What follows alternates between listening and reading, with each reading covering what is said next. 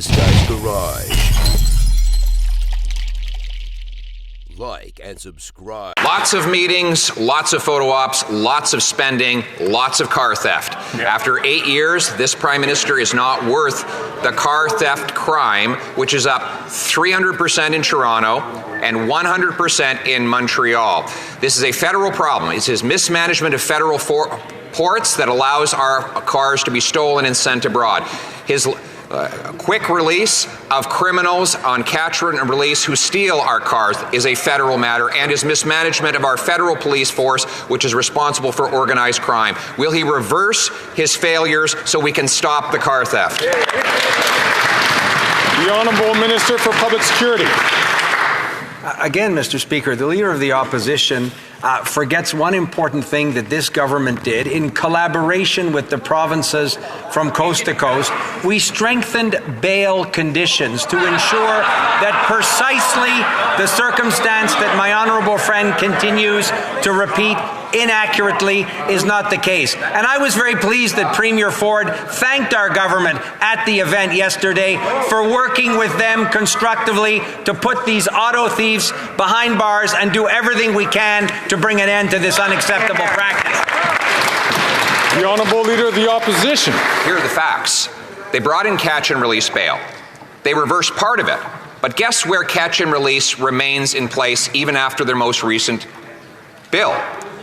Car theft. Whoa. So car thieves can still get catch and release same day bail because of this Prime Minister's amendment to the federal criminal code. Ports are federal, he mismanaged them. The RCMP is federal, he mismanaged that. The criminal code is federal, he brought in catch and release. Won't he own up to his failures, reverse these decisions so we can keep our cars? The Honourable Minister for Justice and Attorney General for Canada. Mr. Speaker, yesterday when the Minister of Public Safety and I were with the Premier of Ontario, what we announced was $121 million of funding to help with attacking crime in places like Ontario.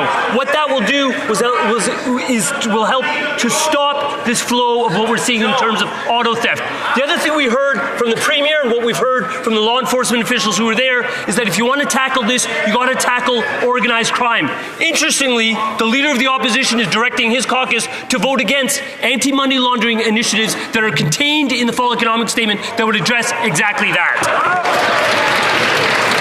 The Honourable Leader of the Opposition. Mr. Speaker, the Prime Minister has accomplished something that only he could do. Our central bank, which can create cash, is actually losing money. Now, how did this happen?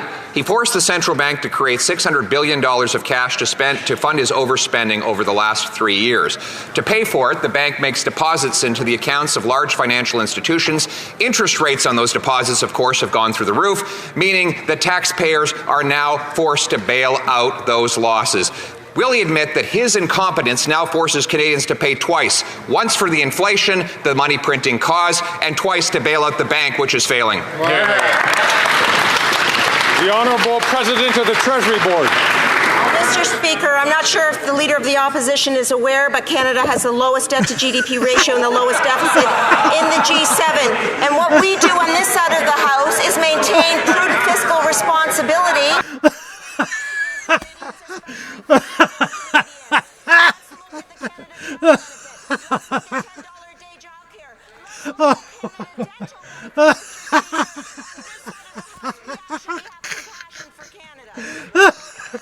ha ha!